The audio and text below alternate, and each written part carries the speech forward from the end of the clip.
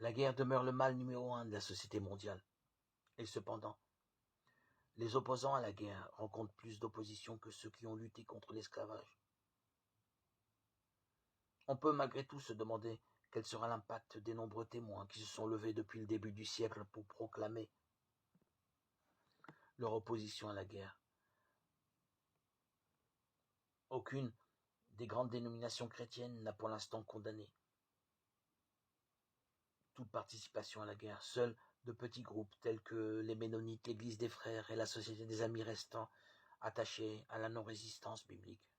En fait, tous ces membres de ces groupes n'adhèrent pas à cette conviction, mais il faut continuer à rendre ce témoignage ici, là. Les gouvernements finissent par l'entendre et le remarquer. On peut espérer aussi que Dieu suscite des chefs d'entreprise capables d'ouvrir la voie pour que cesse la lutte du pouvoir qui existe entre entreprises et syndicats, lutte qui n'a pour objet des deux côtés que le profit. De tels employeurs adopteraient une politique tout à fait différente.